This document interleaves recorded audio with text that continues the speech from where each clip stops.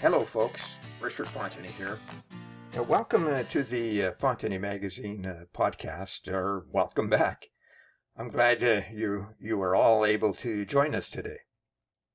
Today's topic is all about turning your side hustle into your business. So stick around if this interests you.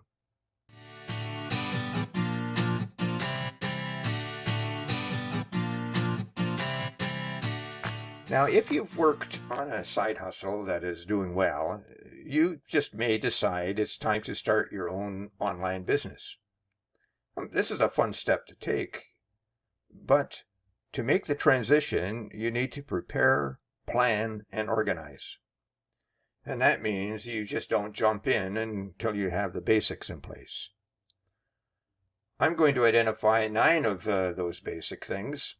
And I will attach the resources that I mentioned in this podcast in the description below. Now, before we go on, here's a little bit about me.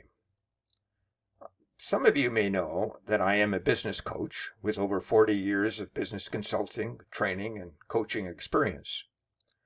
I ran my own successful bricks and mortar consulting and training firm for over 35 years.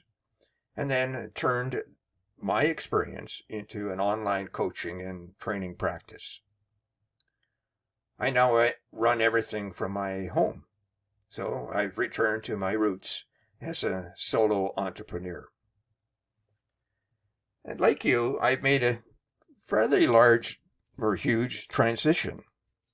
But perhaps, unlike you, I have operated several successful businesses in the past. My podcast today is based on both my experience as a coach for many years and some of the things I've learned about starting an online business. Before we go on, I would appreciate if you would subscribe to this channel for more educational and informational videos, podcasts, and motivational shorts. And thank you in advance. Okay, let's get on with our topic, turning your side hustle into a full-time business.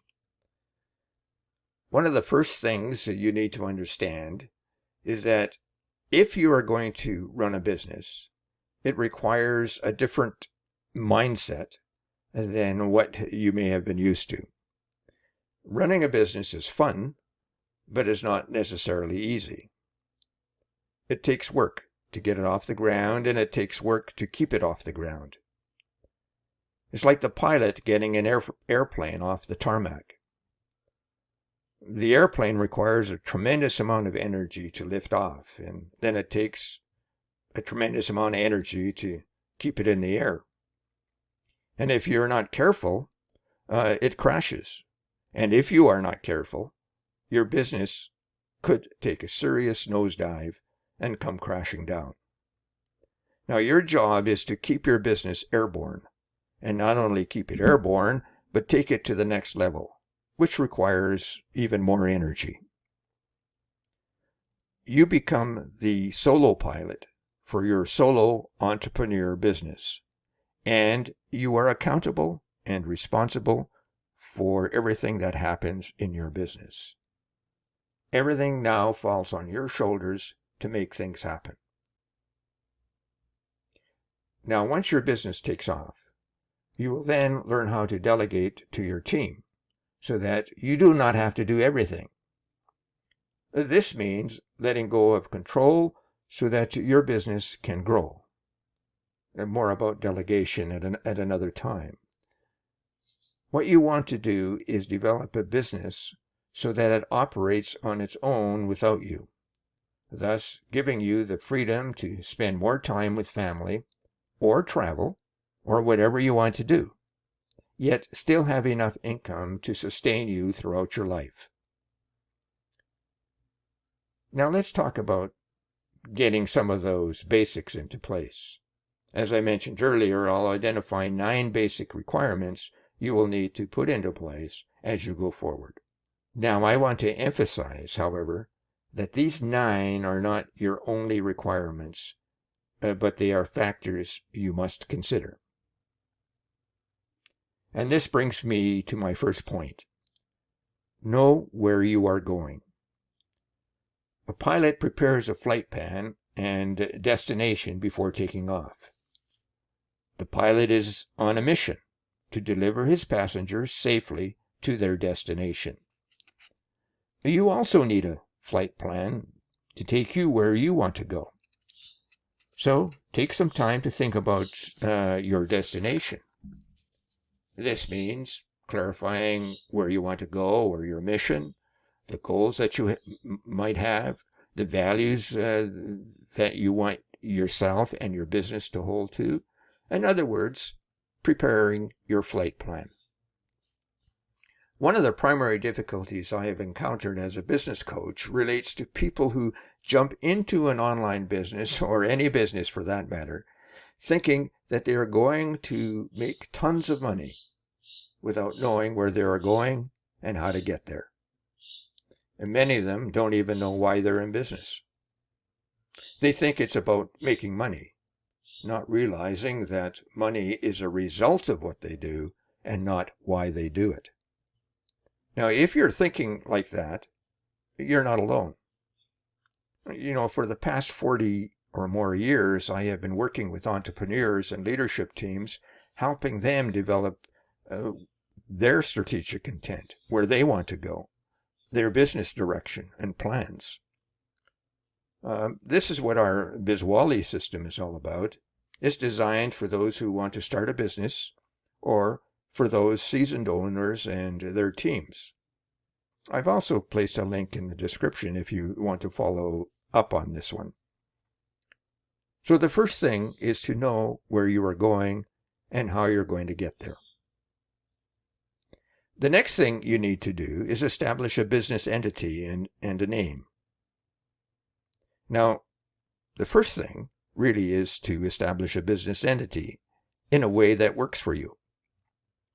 Now, many solopreneurs work as lone proprietors, and some have LLCs or a corporation.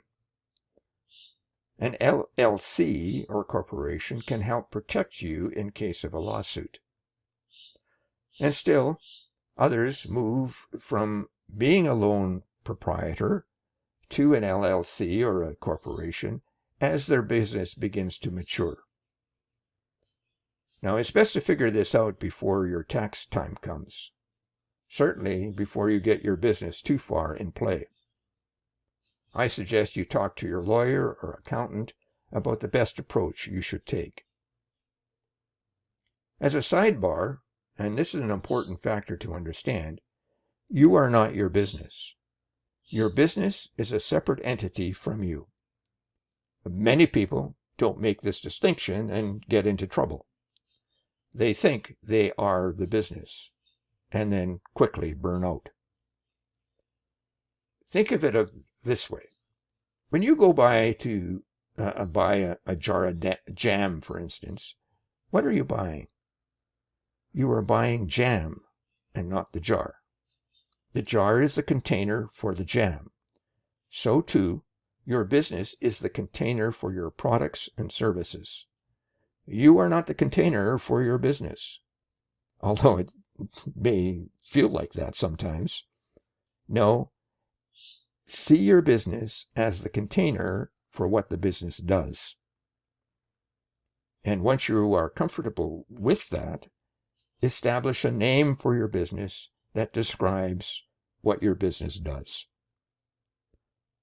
And once you have a business name, then open up a business account so you can keep your business finances separate from your personal ones.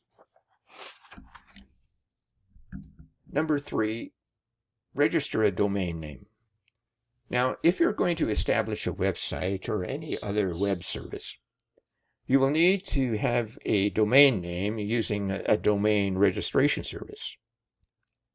A domain registration service is a company that handles the reservation of a domain name as well as an assignment of an IP address for that name.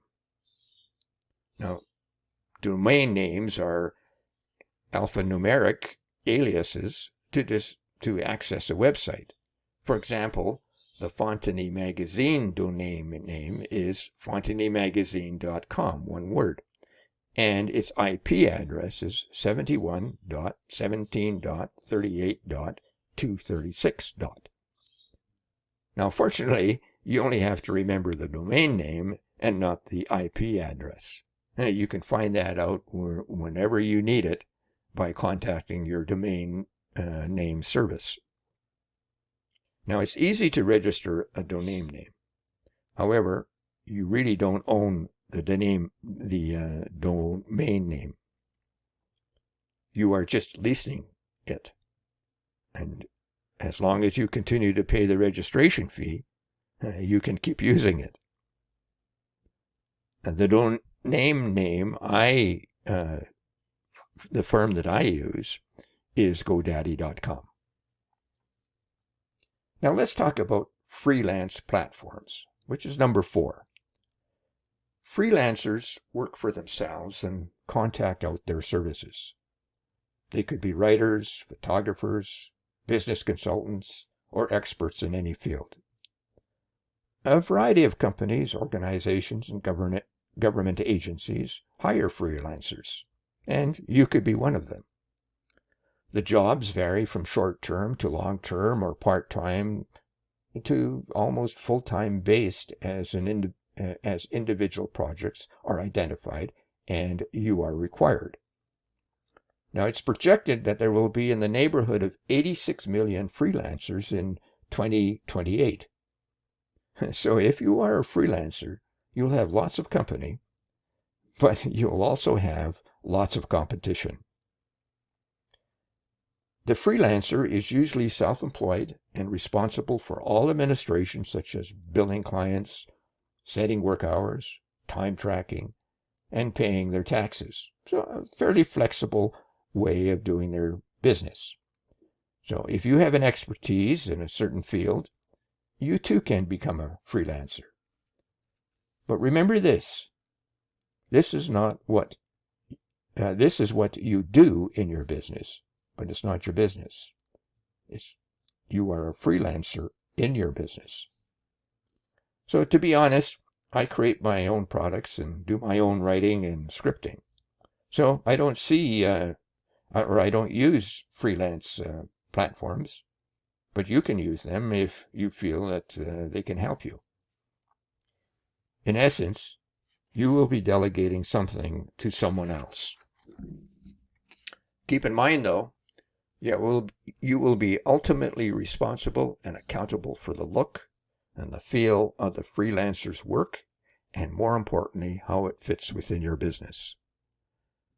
Freelancers could help you with web design, writing, PowerPoint presentations, and the list goes on and on.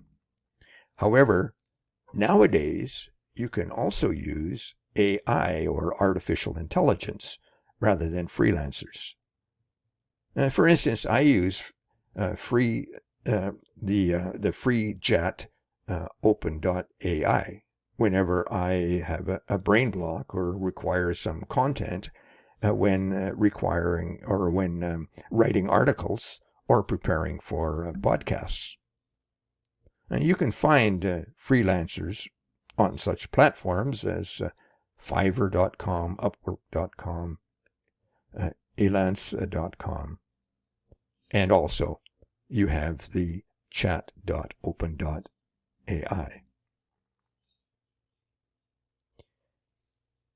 Number 5, you'll also need to link to a payment processor. Now, if you're going to establish a virtual storefront or collect money in your business, then you'll need some kind of payment processor.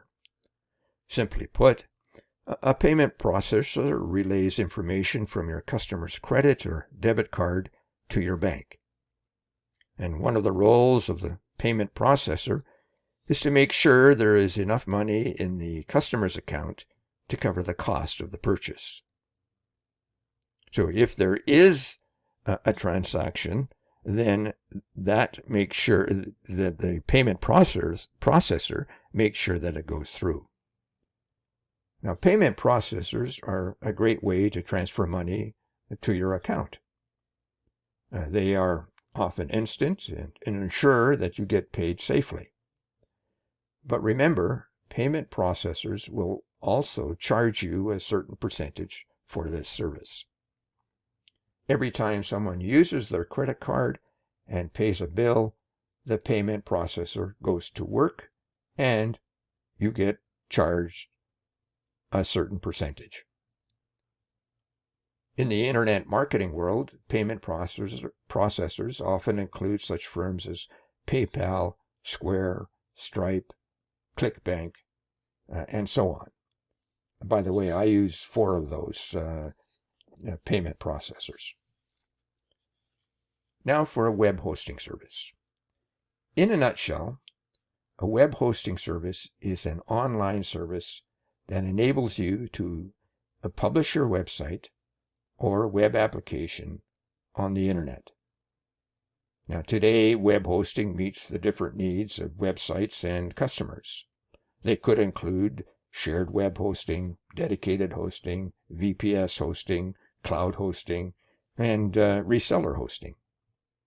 And the one that is getting the most traction these days is cloud hosting. Not only do they host your website, they often are a great backup for storage for your copy. Now, the different types of web hosting relate to the kind of technology used for the server, the level of management provided, and the services offered. Many web hosting services will also register your domain for your website. For instance, I host Fontany Magazine on weebly.com.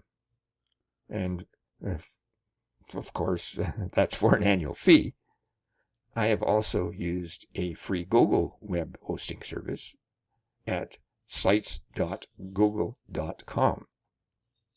And now other paid hosting services I recommend are HostGrader.com and Bluehost.com. Number 7, make sure you do your research. Now, you are often turning your side hustle into a full-time business. So you probably already have a niche or a specialization that describes your product or services. However, you may need to research the market a bit more to broaden your niche. Doing something as a side hustle is a little different than making enough to earn a full income. So you'll want to diversify. Since you have had a chance to dive into the market already, this can put you in a unique position to know what niche area is most profitable for you, and you can basically jump right into it. But make sure you do some research so that you can decide how large you want your market to be and what other products or services will complement what your business delivers. So make sure you do your research. Number 8, establish your network. Now, in the beginning, you may have relied on word of mouth to get things going. You may have a strong network in your community that helps you. For instance, you could use that community for relying on your friends, but as a cautionary note, don't overuse your friends. After all, they are your friends. You may be relying on those that you meet in faith community, within associations you belong to, and others you encounter wherever you go, whether that be at trade shows, networking events, parties, and elsewhere. What you're trying to do here is to turn your business into a successful income stream. Your network will be important as time goes on, so consider who would be the best asset for you. And just don't think of yourself. Think of others that you can help along the way.